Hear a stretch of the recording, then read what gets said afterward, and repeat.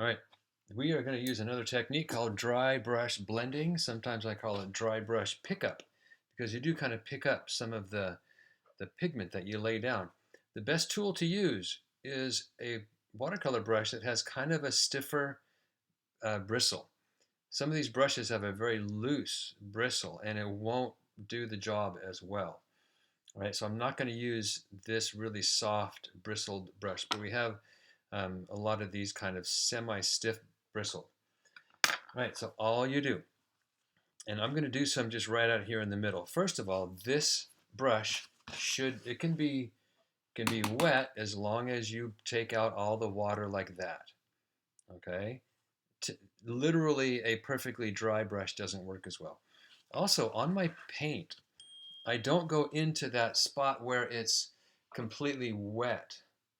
Okay, I'm going to pull out from the edge out here so it does not load up my brush with a bunch of water. Then to do the technique, again, you have to have your paintbrush handy right there in your other hand. So pull out a little bit of paint and I'm just going to lay some down and immediately I'm going to start wiping my brush and wiping my brush. Again, it's kind of like smudging with your finger.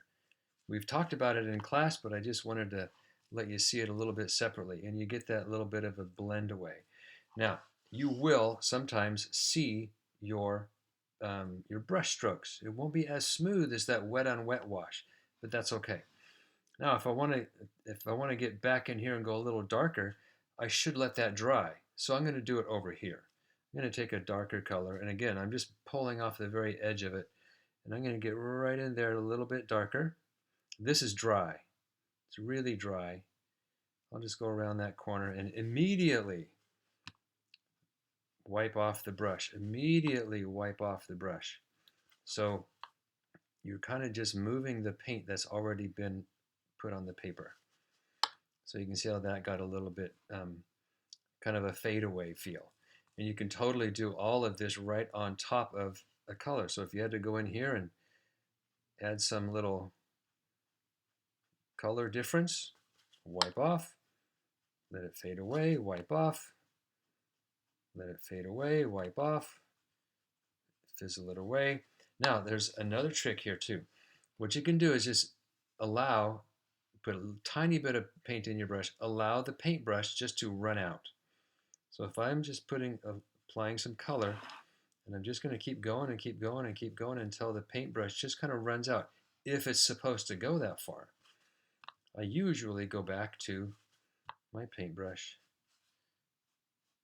kind of act like it's rubbing it like that. Now, if it works out, and this happens some too, that you need it to go farther, I'm going to grab just the tiniest little drop of water, just the tiniest drop of water, and catch that edge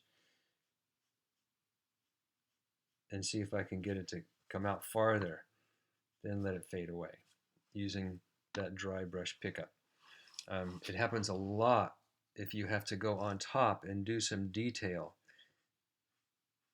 But a couple of things, that undercoat really needs to be dry. Maybe I can just kind of let it have a little fuzzy end right here, like it just kind of faded away toward the end of this line. Okay, and that's a really handy, let me get in here a little bit darker, then let it fade away. Really handy way to get in there and do some detail. Now, if I wanted to make that darker, I need to let that dry. Okay, and it doesn't take long to dry because you don't have a lot of water in your paintbrush. You did not pick up a bunch of water when you grabbed your color, and it's a really nice way to, let me just see what I can do right in here. If I needed to get a little bit darker right in the middle, again, I'm not painting anything, just showing you the technique. Right to your paper towel, right to your paper towel, right to your paper towel. And like I said, it's not going to be the same as that sunset wet on wet wash. It's not going to have that same feel, but usually it's not a technique you use in a large area. That's more of a wet on wet technique. So hopefully that kind of helped you see it a little bit more up close and see how you can capture some of those little fades and blends and so on. There you go.